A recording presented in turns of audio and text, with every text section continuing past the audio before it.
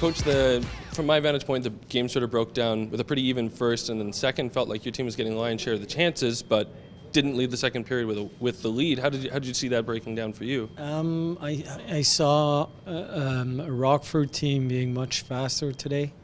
They were moving with more urgency, and first period, the combination of them playing way faster and on our side to wait just an extra second to make our plays.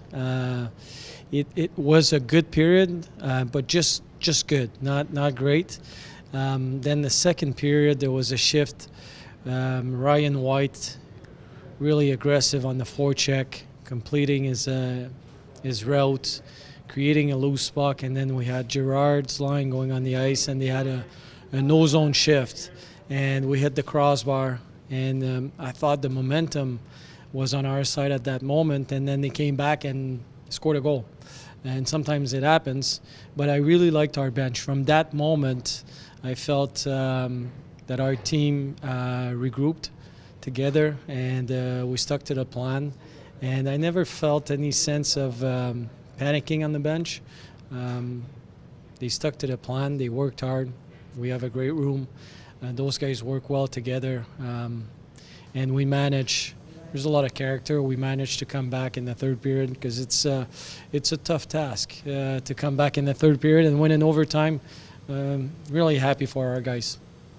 The adjustment in the third to put Mason back on the right side, was that sort of the plan there, or just to sort of balance the lines? Well, we didn't score through two periods. Wanted to make some changes, see what, for different reasons. Sending Appleton back on the right side. Hunter Fiji's was moving right.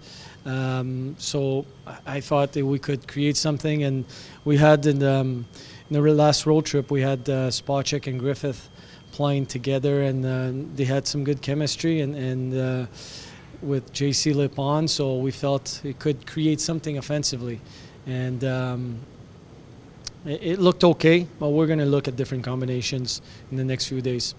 Whether it be last night's game with the 2 goals in the first, or tonight, sort of, as you said, working through the first 2 periods, I'm not going to use lines, but the sort of depth forwards really putting in a strong effort for your club. Is there almost a responsibility then for your power play to respond the way they did? Yeah, for sure. Again, our penalty kill was really good first, and then our power play. You want to score every time you're on the power play, obviously, but the timing of that goal was huge. Often, and again, today's a great example. We're not scoring on the power play, and then when it's the right time, you finish and you score that big goal that makes a difference. I thought the execution between Griffith and Mason Appleton on that one was outstanding. You mentioned Seth Griffith there.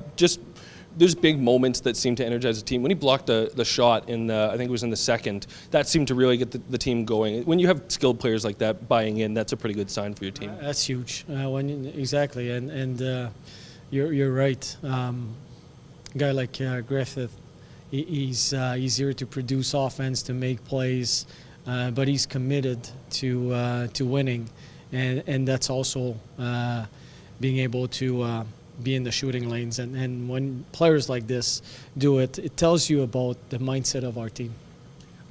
Just one last one for you. I asked Cameron Schoen the same question. I was asking him about Michael Spacek, and I just sort of said that scoring-wise, he hasn't necessarily had the goals he has, but he's had lots of chances this season, and all reports have been that he's been playing really well according to the teammates and yourselves.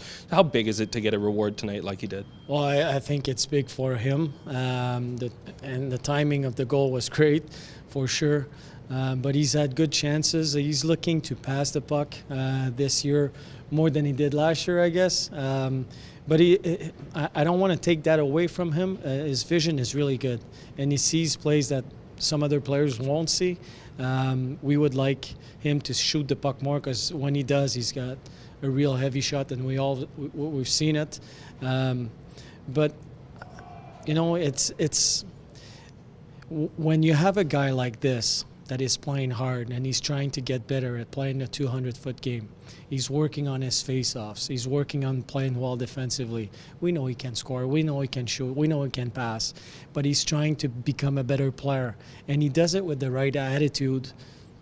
Most times, what's going to happen is you're going to score big goals at the right time, and it's just the way it works. That's how it works, and we've seen it very often. Do the right thing over and over, and at some point you're going to get rewarded. And very happy for Michael Spacek because that's what happened.